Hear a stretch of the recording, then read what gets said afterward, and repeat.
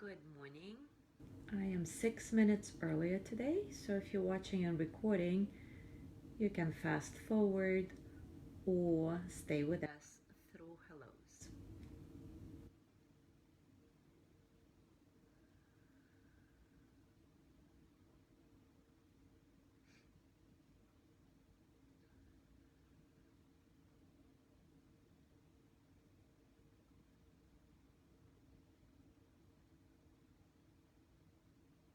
Good morning, Janet. Are you in Cozumel already, by the way? Or is it my wishful thinking and you're coming in February?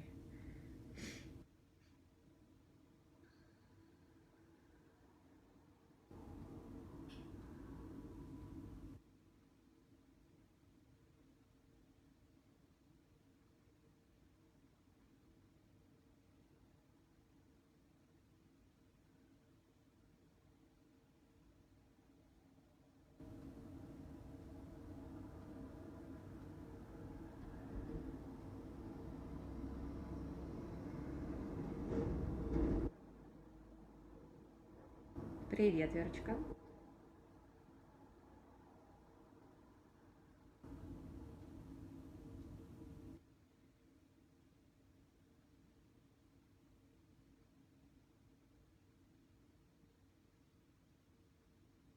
Good morning, Yanni.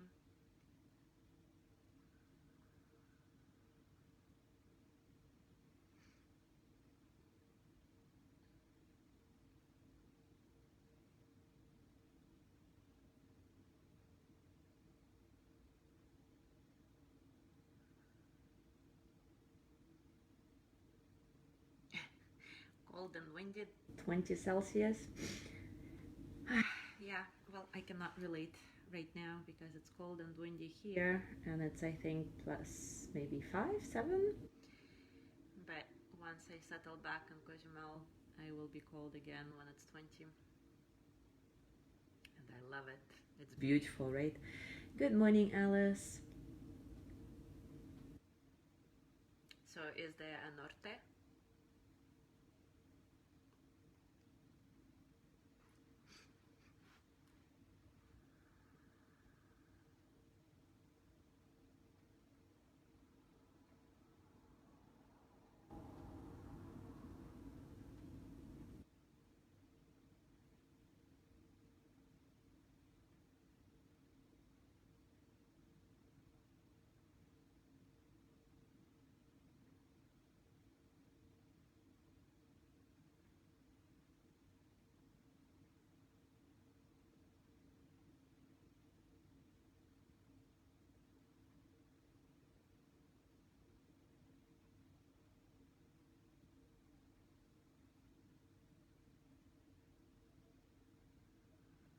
Good morning, Jean.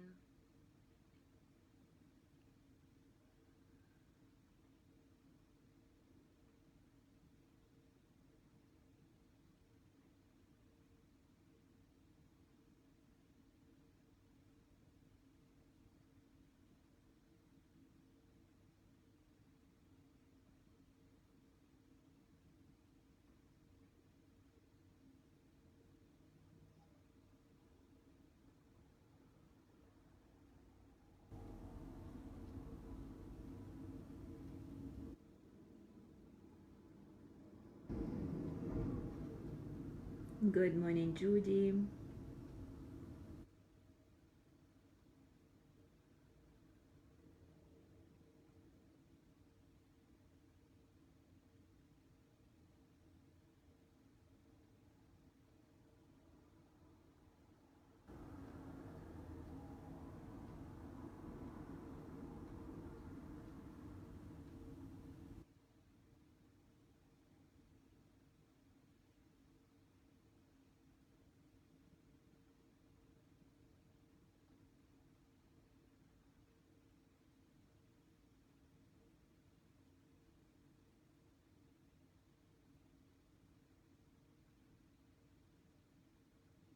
Good morning, Leo. Nice that you're here.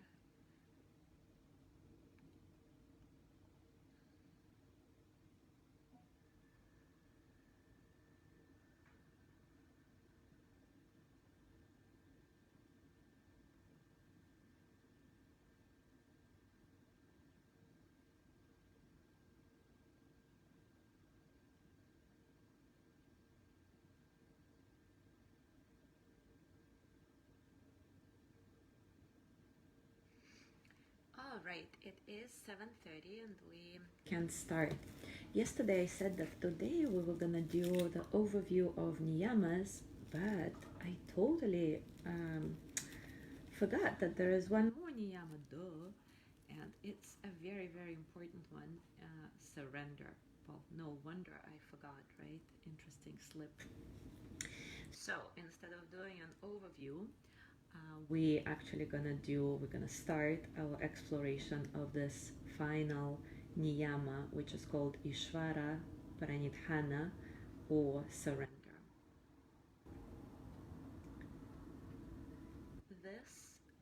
The Yoga Sutra that goes with it, well, there are, as always, many translations. The one I chose goes like this: through total surrender to creative source, the state of harmony is attained.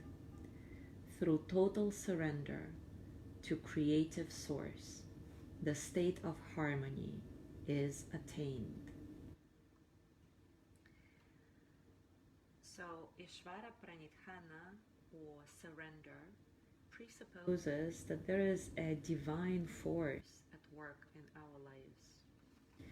Whether we call this force God or grace, providence, fate, universe, life itself, this force is greater than we are and cares deeply about us.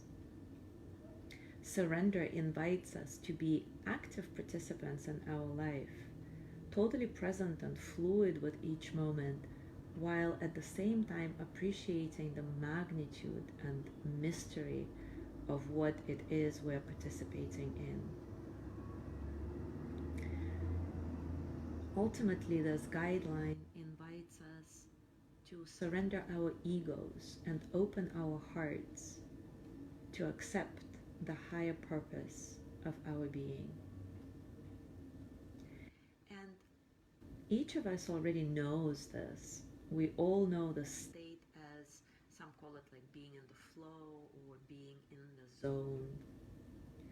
So perhaps you're watching a sunset or hiking in the mountains, holding a baby, when suddenly time seems to stop, disappear, and you disappear with it.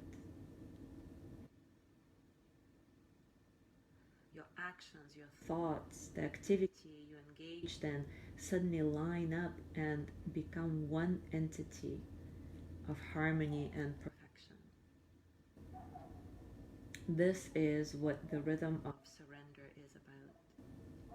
And the yogis tell us that we can actually live this way all the time, unless we're getting in our own way with our ego. Life wants to surprise, delight, and grow us in ways far beyond our imagination. In the Sacrament of the Present Moment, Jean-Pierre de Caussade writes about taking advantage of the immense, certain, and always available good fortune of every moment. He further states that there is a purpose hidden in each event, and if we trust this hidden purpose, life will always surpass our wildest expectations. So how do we begin to find this rhythm of surrender, this rhythm of immense joy and trust in life? This happens when we release our rigidity and our need to control everything. When we joyfully engage life as it comes to us moment by moment. And when we place our egos in devotion to that which is greater than us, this is when we can begin to taste the true bounty of surrender. Of course, there are many aspects of this, and we'll explore them in the coming days. But today, let's start with the beginner's mind practice. to open our mind and our heart to life, moment by moment, releasing control. So take a comfortable position, and as always, acknowledge all the circumstances of your practice, both internal and external.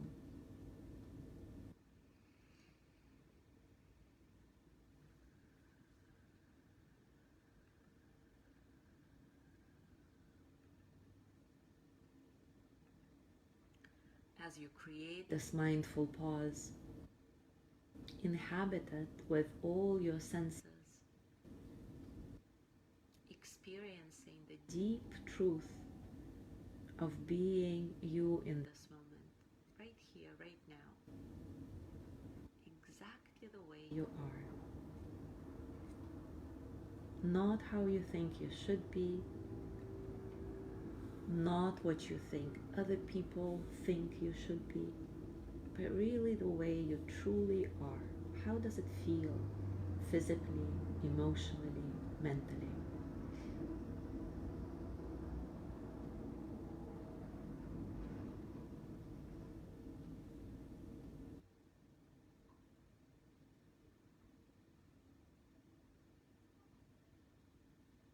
If you would like to dedicate your practice today to somebody in your life who needs a little bit more attention, a little bit more love, compassion,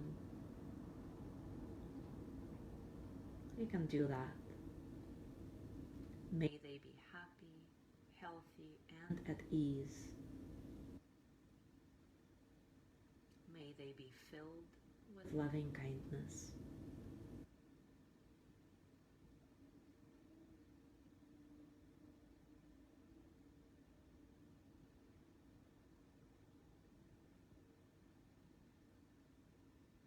I'll remind you that beginner's mind is this attitude of openness, eagerness, lack of preconceived notions.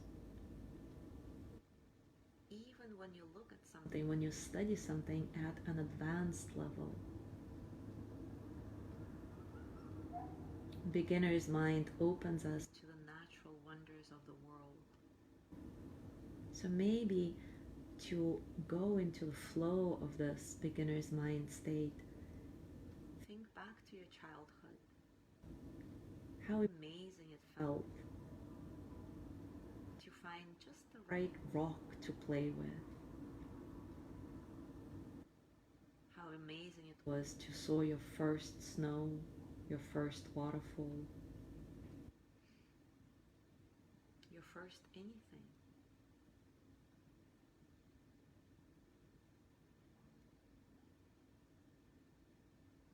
See if you can rest in this state of wonder and bring your attention to your breath. Just one breath. This one. And now this one. Look at your breath as if you're experiencing it for the first time with the beginner's mind.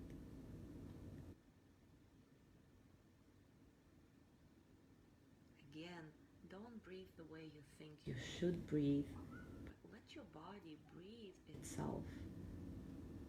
It knows how to do it. You just watch the wonder of breath, the miracle of breath. How does it feel? What happens from the beginning to the end of this process? Notice how the air becomes your breath as you inhale it.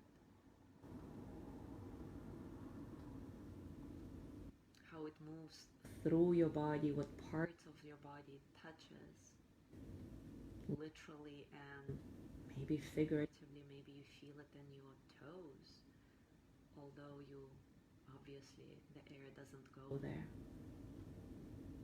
And notice how the breath goes back into the atmosphere, becoming air again.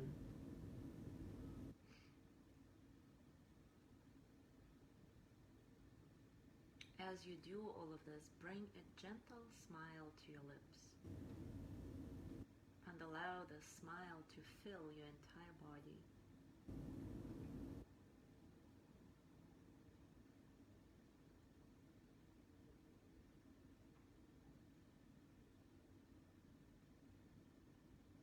And now, bring kind, curious, and interested attention to your internal narrative. And gradually start applying beginner's mind to whatever is happening in your thoughts, in your body, in your heart. Let your breath be your anchor. And whenever your attention is pulled away from your anchor, gently name that which distracted you. Shift your focus to it, making that the object of your observation for a few moments until you settle into it, and then come back to your breath again. I'm going to give you a couple of moments, a couple of minutes in silence to do that. And remember, whenever you notice that you've been distracted, don't get frustrated. Take it as a gift. This is the moment when you are actually mindful. This is the moment when you are actually present. This is the whole point of the meditation.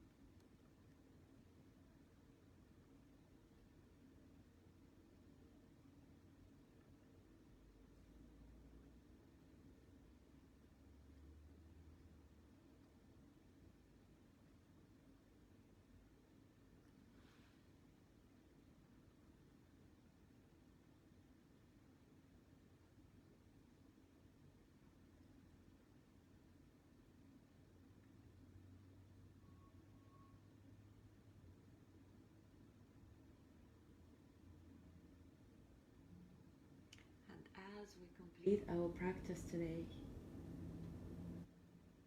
I want to remind you of the words of Albert Einstein, who said, there are two attitudes in life. One, to see the world as if nothing is a miracle, and the other, as if everything is a miracle. As you go through your day today, I invite you to look at the world with the beginner's eyes, with this childlike wonder. And maybe everything will seem like a miracle to you, that it is. Thank you so much for being here today. Have a wonderful day, and I will see you tomorrow.